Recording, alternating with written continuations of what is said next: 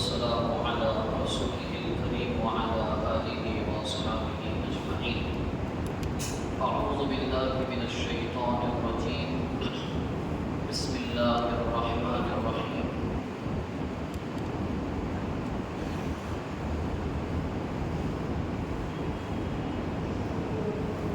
وسارعوا إلى مغفرة من ربكم وجنة عرضها السماوات والأرض أعدت للمتقين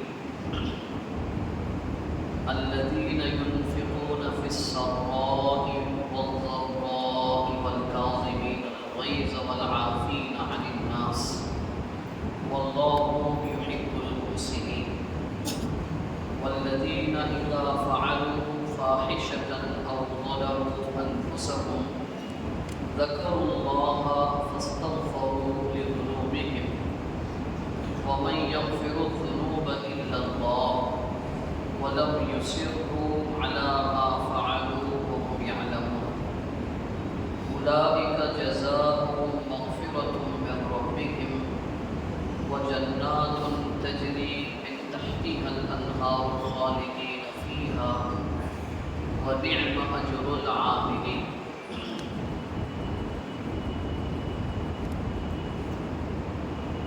یہ سورہ آل عمران کی 133 سے لے کر 136 نمبر تک کی آیتیں ہیں. اور دوڑ کر چلو اپنے رب کی مغفرت اور اس کی جنت کی طرف جس کی چوڑان آسمانوں زمین جیسی ہے. وہ پرہیزگاروں کے لیے تیار کی گئی ہے. پرہیزگار وہ لوگ جو اللہ کی راہ میں خوشحالی اور تنگ دستی دونوں حالت میں خرچ کرتے رہتے ہیں اور غصے کو پی جاتے ہیں اور لوگوں کے قصور معاف کر دیتے ہیں. تو اللہ بھی ایسے نیکی کرنے والوں سے محبت رکھتا ہے. اور وہ لوگ جب بے حیائی کا یا کوئی برا کام ان سے ہو جائے تو اپنے آپ کو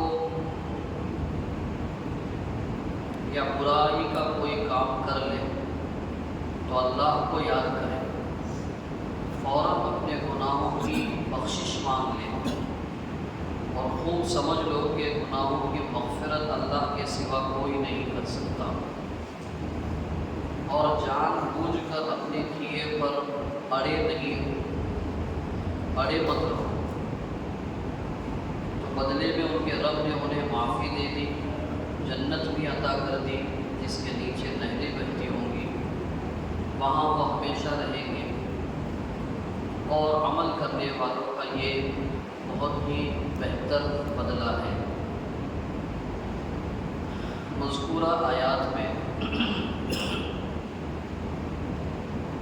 اللہ تبارک و تعالیٰ نے انسانوں کو عموماً اور خصوصاً مومنوں کو, چاہے مرد ہو چاہے عورتیں ہوں,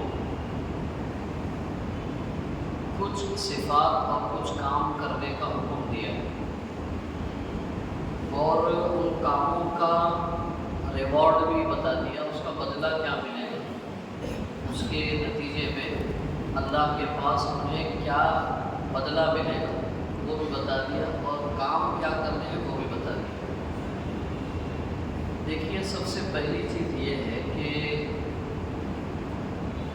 موجودہ دنیا میں انسان ظاہری شکل و صورت کو بہتر سے بہتر بنانے میں بہت محنت کر رہا ہے. ظاہری نقشہ, چاہے اس کا پہننا اڑنا ہو, کھانا پینا ہو, رہنا سہنا ہو, یا اس کی سواری ہو, ٹرانسپورٹیشن ہو, ہر چیز میں انسان دن بدن ترقی اور بہتری کی طرف بڑھ رہا ہے.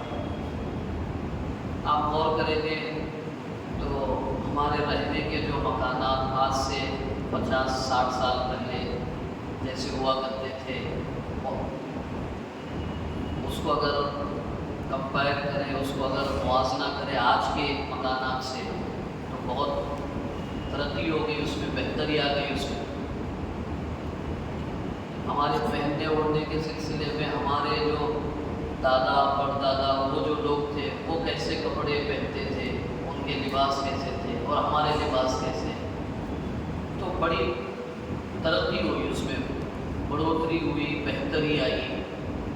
ایسے ہی ہر چیز کے معاملے میں ہے، کھانے پینے کے معاملے میں ہے، رہنے سہنے کے معاملے میں ہے، سواریوں کے معاملے میں۔ تو ظاہری جو شکل و صورتیں ہیں اس کو بہتر سے بہتر بیان کرنے کے لیے، بنانے کے لیے انسان مسلسل محنت کر رہا ہے، یعنی کیا بھی اور ابھی کر بھی رہا ہے، اور آگے اس سے بہتر کیا ہو سکتا ہے، اس سے اچھا کیا ہو سکتا ہے، اس سے اچھا کیا ہو سکتا ہے۔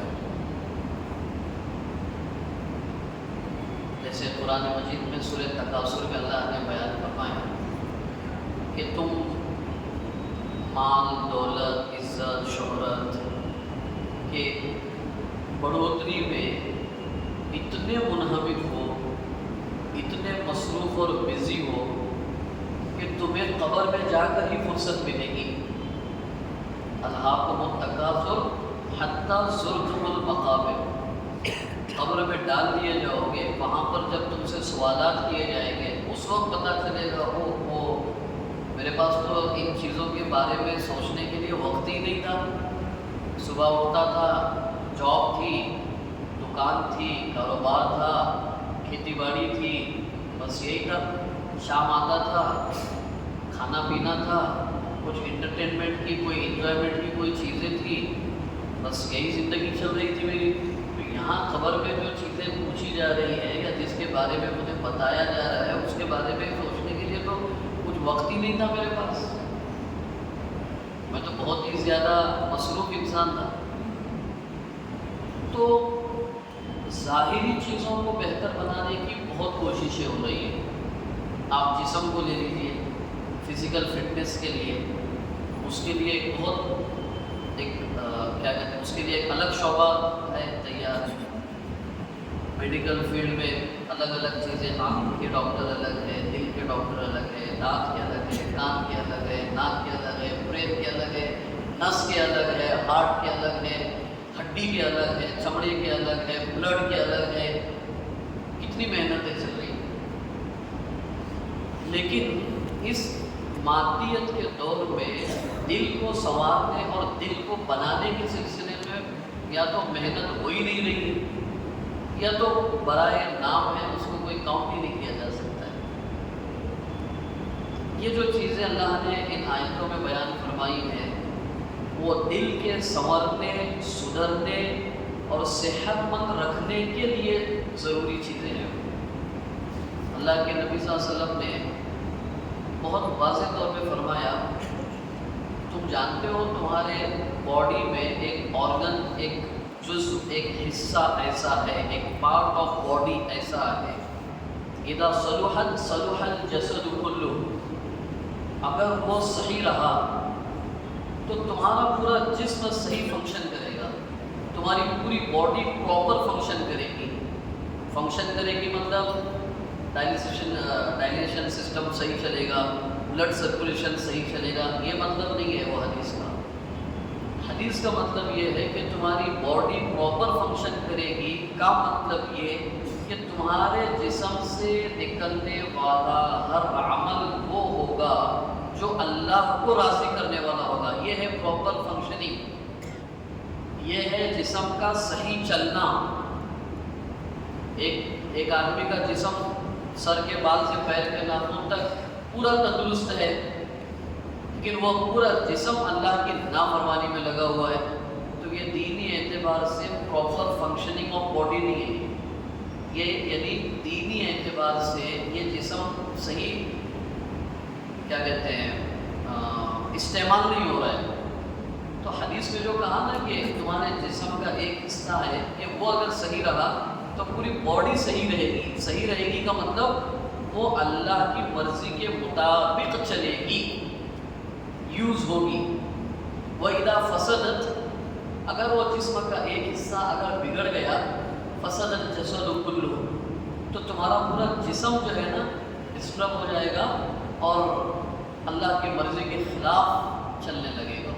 الا، سن لو، وہ جسم کا حصہ جس کے بگڑنے یا بننے پر پورے جسم کے بننے اور بگڑنے کا دار و مدار ہے. الا وہی القلب، وہ تمہارا دل ہے. دل میں سورہ شعراء اگر آپ اٹھائیں گے نا، اس میں اللہ نے ایک بات فرمائی، یوم لا ینفع مال ولا بنون. قیامت کا دن ڈیفینیٹلی آنے والا ہے. ہر ایک کو اپنی زندگی پوری کر کے اللہ کے سامنے کھڑا ہونا ہے. اور اللہ تعالیٰ نے تو یا تو شفقت کے طور پہ سمجھ لیجیے یا وارننگ کے طور پر، دونوں میں سے جو بھی سمجھ لیجیے، اللہ نے فرمایا ان الینا ایابہم، تمہاری ریٹرننگ ہمارے ہی پاس ہے. یعنی تم کو واپس ہمارے ہی پاس آنا ہے. تمہارا ڈیسٹینیشن ہم ہی ہے، تمہاری منزل ہم ہی ہے.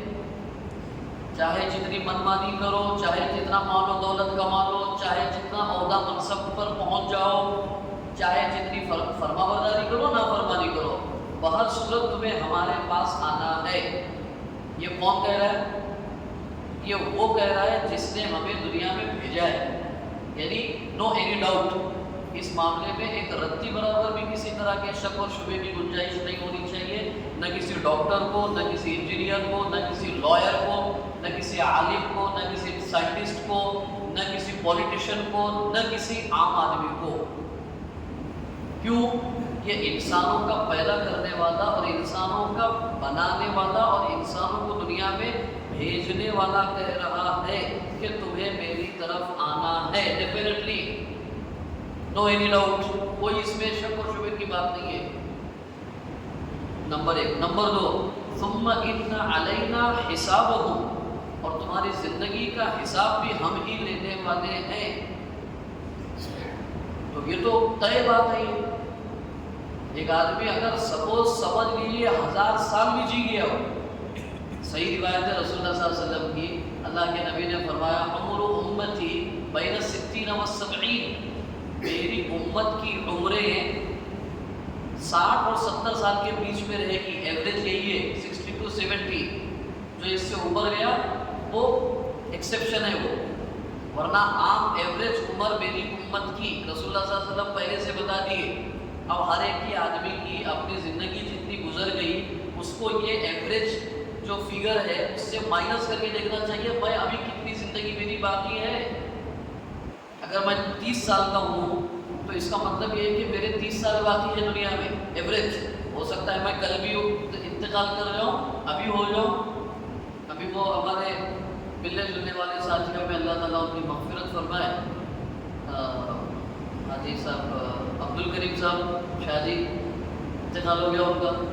تو وہ ان کے رشتہ دار بتا رہے تھے کہ جب وہ ڈیٹیکٹ ہوئی، یعنی کیا بیماری ہے، پیٹ میں درد ہو رہا تھا، کیا پتہ ہی نہیں چلا شروعات میں، بس تھوڑا سا پیٹ میں درد ہو رہا تھا، ڈاکٹر کو بھی نہیں پتا تھا کیا تھا کیا ہوا. تو یہ ہمارے لیے دعوت ہے، ہمارے لیے ریمائنڈ ہے. آپ کے پاس بھی اسرائیل آنے والا ہے. ان کے پاس آئے تو ہمارے پاس بھی آنے والا ہے، میرے پاس آیا ہے تو آپ کے پاس بھی آنے والے ہیں. تو پھر ہم تیاری کیا کر رہے ہیں؟ تو اللہ تعالیٰ کہہ رہے ہیں کہ وہ جو قیامت کا دن ہے وہاں پر تمہارا مال اور تمہاری اولاد کام آنے والا نہیں ہے. میرا بچہ فورن میں تھا، میرا بچہ سافٹ ویئر انجینئر تھا، میرا بچہ امریکہ میں تھا، میرا بچہ ناسا میں تھا، میرا بچہ جاپان میں تھا، میری بچی فلاں تھی، وہ کچھ نہیں دیکھا جائے گا وہاں پہ. آپ کا عمل کیا ہے وہ بتائیے. تو اللہ تعالیٰ کہہ رہے ہیں کہ وہاں پر کوئی چیز کام نہیں آئے گی الا من اتى اللہ بقلب سلیم. اس لیے میں نے آیت پڑھی، ہاں جو صاف ستھرا اللہ کی محبت بھرا ہوا دل لے کر ہمارے پاس آئے گا، وہی اللہ تعالیٰ کی پکڑ سے بچ سکے گا اور جنت میں داخل ہو سکے گا. وہ دل کو بنانے کے لیے سب سے پہلی چیز اللہ تعالیٰ نے ان آیتوں میں جو آپ کے سامنے ہم نے پڑھی ہے، سب سے پہلی چیز یہ کہ اپنی مغفرت کو اپنے زندگی کا سب سے بڑا مقصد سمجھو۔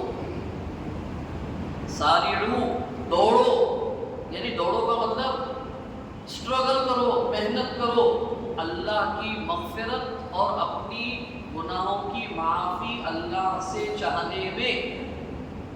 یہ پہلا کام جو دل کو صاف کرنے، دل کو نرم کرنے، دل کو اللہ سے جوڑنے کے لیے پہلا کام آیت میں اللہ نے بتایا، خود اپنی مغفرت اور جنت کے حصول کے لیے اپنے آپ کو ہمیشہ مصروف رکھو، کھانے کماتے ہوئے، بیوی بچوں میں رہتے ہوئے، اپنے کاروبار کرتے ہوئے، اپنے جو پروفیشنز ہے ان پروفیشن میں رہتے ہوئے ہر وقت اپنے دماغ میں یہ بات رکھو کہ اللہ تعالیٰ نے اگر مجھے پکڑ لیا تو کیا ہوگا۔ یعنی استغفار کی کثرت کیا کرو، اپنے گناہوں کی مسلسل اللہ سے معافی مانگا کرو۔ اللہ کی طرف سے کب بلاوا آئے گا کہا نہیں جا سکتا۔ یہ پہلا عمل۔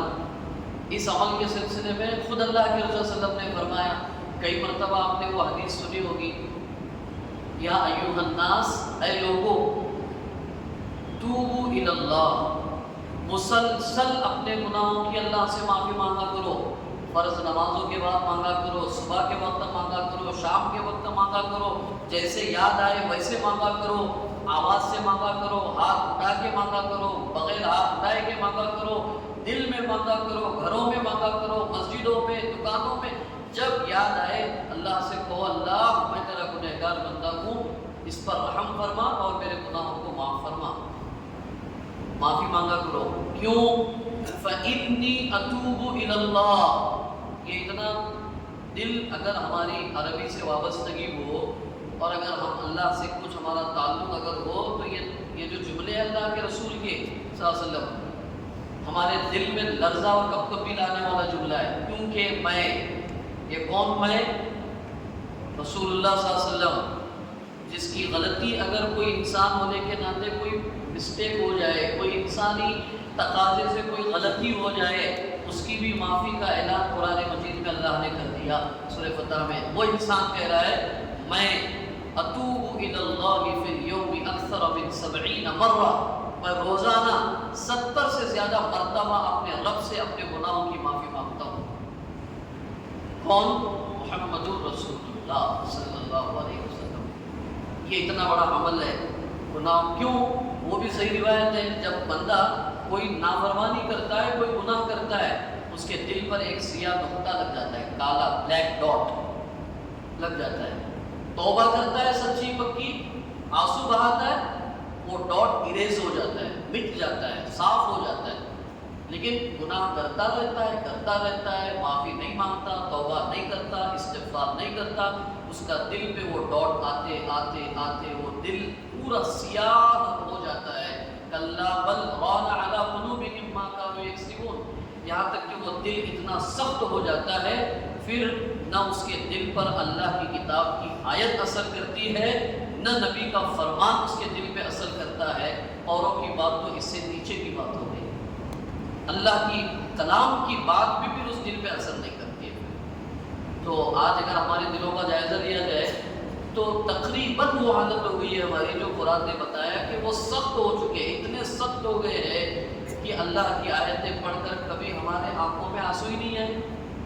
سورہ انفال اٹھائیے آپ، انما المؤمنون اذا ذکر اللہ، مومن کون؟ ہم میں سے ہر ایک کا دعویٰ ہے کہ میں مومن ہوں، انکلوڈنگ میں، مجھے بھی دعویٰ ہے کہ میں مومن ہوں، ہم میں سے ہر ایک کو دعویٰ ہے کہ ہم مومن ہیں۔ اللہ تعالیٰ قرآن میں کہہ رہے ہیں سیلف انٹروسپیکشن کرو، اپنا جائزہ لو، اپنا آتم کیا کہتے ہیں اس کو پریکشن کرو، کیا تم مومن ہو؟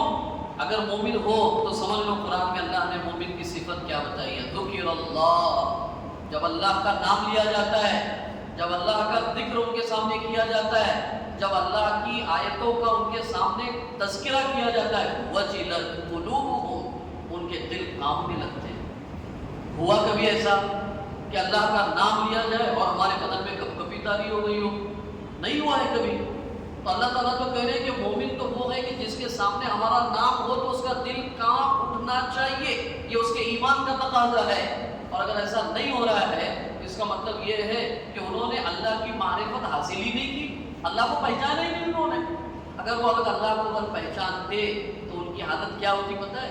عجیب بات ہے، آپ کو معلوم ہے صحیح بخاری میں وہ واقعہ لکھا ہے، ایک مرتبہ رسول اللہ صلی اللہ علیہ وسلم ایک غزوے سے فارغ ہو کر کے ایک درخت کے نیچے لیٹے ہوئے اور آپ کی تلوار وہ درخت کو لٹکی ہوئی ہے۔ تعصر نام کا ایک یہودی آ کر کے وہ تلوار لے کر کے تلوار لے لیا اس نے۔ آپ پوزیشن کو امیجن کیجئے، رسول اللہ صلی اللہ علیہ وسلم زمین پہ چت لیٹے ہوئے ہیں، یہ یہودی کھڑا ہوا ہے اور اس کے ہاتھ میں ننگی تلوار ہے۔ وہ کہہ رہا ہے رسول اللہ صلی اللہ علیہ وسلم سے، من یعصمک منی یا محمد صلی اللہ علیہ وسلم، اے محمد صلی اللہ علیہ وسلم بتاؤ تمہیں اس وقت میری تلوار سے، یعنی میں نے جو تلوار لی ہے تمہاری، یہ تلوار سے اگر میں تمہاری گردن اڑانا چاہوں، میں یعصمک، کون بچائے گا تمہیں؟ اللہ اکبر، اللہ کے نبی نے فرمایا اللہ، اللہ یعصمنی کا لفظ بھی نہیں آگے، اللہ مجھے بچائے گا اتنا بھی نہیں ہے، اللہ۔ تو چونکہ اللہ کی ذات سے رسول اکرم صلی اللہ علیہ وسلم کا تعلق اتنا مضبوط تھا اور وہ اتنا کانفیڈنٹلی سینٹنس تھا، وہ اتنا کیا کہتے ہیں یقین والا جملہ تھا کہ وہ یہودی کے ہاتھ سے وہ جس انداز میں آپ نے کہا کہ اللہ، وہ اللہ کا جو لفظ اللہ کے رسول کی زبان سے جو نکلا وہ اتنا پاورفل تھا کہ وہ ہیبت کی وجہ سے اس یہودی کے ہاتھ سے تلوار چھوٹ گئی۔ رسول اللہ صلی اللہ علیہ وسلم نے تلوار اٹھائی اور اس وقت کہا تھا میں یعصمک منی یا رسول، اب تم بتاؤ تمہیں مجھ سے کون بچائے گا؟ تو کہا کہ آپ تو رحم دل ہے، آپ تو مہربان ہیں، آپ مجھ پر رحم کیجیے۔ تو چھوڑ دیا، اسلام قبول کرتا ہے تو چھوڑ دوں گا مجھے، نہیں اسلام تو قبول نہیں کرتا ہوں، ہاں یہ ہے کہ آپ کے خلاف جو لوگ لڑائی لڑیں گے ان کا میں ساتھ نہیں دوں گا۔ تو کہا ٹھیک ہے چلے جاؤ۔ یہاں رک کر سوچنے کی بات یہ ہے کہ اللہ کے صلی اللہ علیہ وسلم کی زبان سے جو لفظ اللہ نکلا وہ اتنا پاورفل تھا کہ یہودی کے ہاتھ سے تلوار چھوٹ گئی۔ معاف کیجیے گا میں آگے جملہ جو کہہ رہا ہوں، کیا اذان کی آواز سن کر مجھ سے میری دکان کا کاؤنٹر چھوٹتا ہے؟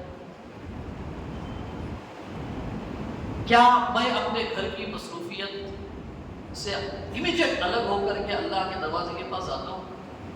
اگر آتا ہوں تو اللہ کی نظر میں مومن ہوں، اور اگر نہیں تو میں سب کچھ ہوں، اللہ کی نظر میں مومن نہیں ہوں۔ یہ سمجھنا چاہیے ہمیں۔ یہ جو بھی حالات میں ہم پچھلے کئی دنوں سے بات کر رہے ہیں وہ مومن کی زندگی کا ایک دوسرا پہلو ہے، اور ابھی جو ہم بات کر رہے ہیں یہ مومن کی زندگی کا ایک اور پہلو ہے۔ اللہ کرے آپ کو مجھے توفیق ملے۔ دوسری چیز، دل کو نرم کرنے والی، ہر حال میں اللہ کے لیے اپنی حلال کمائی کا کچھ حصہ خرچ کرنا، فی السرّا والضرّا، خوشی کی حالت میں بھی اور تنگی کی حالت میں بھی۔ بہت سارے لوگ بولتے ہیں نہیں مولانا اس وقت حالات ذرا ٹھیک تھے اس لیے دیتے تھے، ابھی حالت خراب ہے نہیں دے سکتے۔ یہ خراب حالت اور اچھی حالت دونوں حالت میں اپنی حیثیت کے مطابق اللہ کے لیے خرچ کرنا اپنا مال، خصوصاً یہ دل کو نرم کرنے، صاف کرنے، اللہ سے قریب کرنے کا دوسرا بڑا عمل ہے۔ معاف کیجئے گا، ہم عمل کرنے کے لیے کوشش کرتے ہیں، سوچتے ہیں، سنتے ہیں، لیکن جیب کو دھکا نہیں لگنا چاہیے۔ جیب کو دھکا لگے بغیر دین کا کیا کام ہے وہ بولو مولانا۔ دین کو جیب کو دھکا لگ رہا ہے تو ٹھیک ہے، پھر دیکھیں گے، سوچیں گے، بات کریں گے اس کے اوپر، باقی اس کے علاوہ کیا کام کرنا ہے بولو، کریں گے۔ تو یہ دل کی سخت ہونے کی علامت ہے۔ جو لوگ یہ چاہتے ہیں ہم میں سے کہ جیب کو دھکا لگے بغیر دین کا کام کریں گے، یہ دل کے سخت ہونے کی علامت ہے۔ یہ دل کے اللہ کے خوف سے خالی ہونے کی علامت ہے۔ یہ دل کے اللہ کی محبت سے خالی ہونے کی علامت ہے۔ تو اگر ہم چاہتے ہیں کہ ہمارا دل صاف ہو، گناہوں سے نرم ہو، اللہ کی محبت اس دل میں داخل ہو، اللہ کا خوف اس دل میں داخل ہو، اپنی حیثیت کے مطابق اللہ کے لیے ہر حال میں، چاہے خوشحالی کی حالت ہو چاہے تنگی کی حالت ہو، کچھ نہ کچھ اپنی حیثیت کے مطابق اللہ کے دین کے لیے خرچ کرنے والے بننا چاہیے۔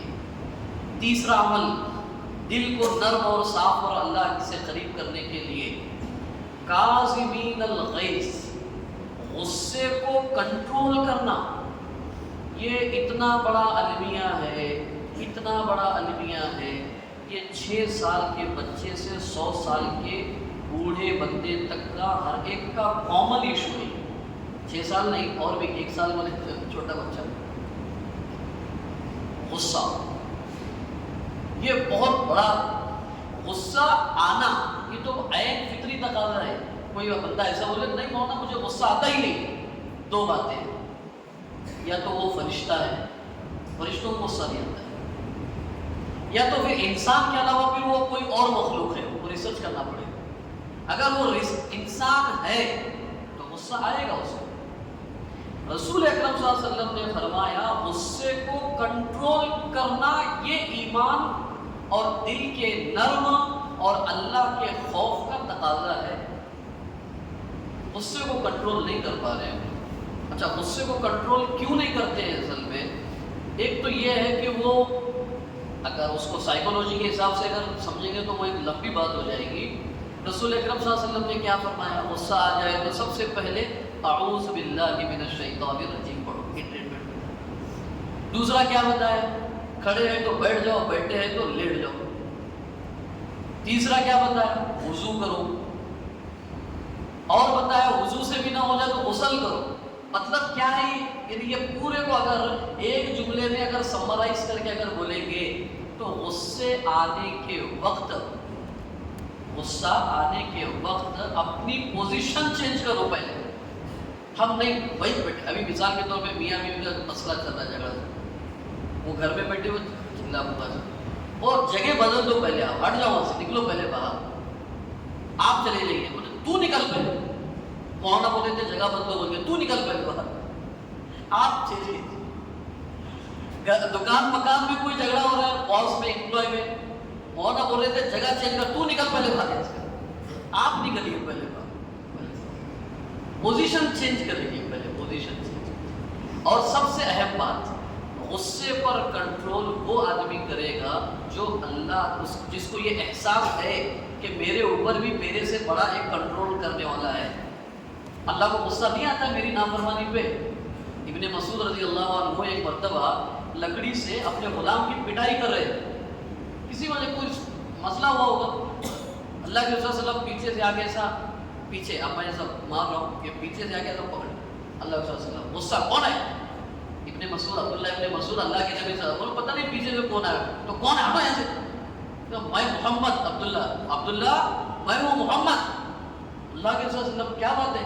تو کہا عبداللہ ابن مسعود، تجھے جتنا کنٹرول تیرے اس غلام پر ہے اس سے کہیں زیادہ تجھ پر تیرے رب کو کنٹرول ہے، لیکن اس نے تیری کئی ساری خطاؤں، گناہوں اور لغزشوں کو ایسے ہی اس نے معاف کر دیا، چھڑی چھوٹ گئی ان کے ہاتھ سے۔ مجھے جتنا کنٹرول اس کے اوپر ہے، اس سے زیادہ میرے اوپر اللہ کو کنٹرول ہے، اور میری کتنی نافرمانیوں کو وہ معاف کیا ہوا ہے۔ تو یہ کیفیت اگر ہوگی تو غصے کو کنٹرول کرنا آسان ہوگا، ورنہ ہمارے دماغ میں میں شوہر، میں ابا، میں بڑا بھائی، میں باس، میں فلاں، یہ میں جو ہے نا یہ ابلیس کی وراثت ہے، سمجھ لیجیے، یہ انبیاء کی وراثت نہیں ہے، ابلیس کی وراثت ہے یہ، میں فلاں۔ تو اگر یہ کریں گے تو انشاءاللہ بہت سارے دنیاوی مسائل تو حل ہوں گے، دل نرم ہوگا۔ اور غصے کو کنٹرول کرنے کے لیے ایک چیز یہ ہے کہ معاف کرنا آنا چاہیے۔ معاف کیجیے گا، ہمارے معاشرے اور سماج میں ہم کو معاف کرنا سکھایا ہی نہیں گیا ہے، نہ معاف کیجیے گا، نہ اسکولوں میں، نہ دینی اداروں میں، نہ مسجدوں میں، نہ گھروں میں۔ اینٹ کا جواب پتھر سے دینے کا، ہاں بیٹا، ہاں تو کس کا بیٹا ہے معلوم ہونا،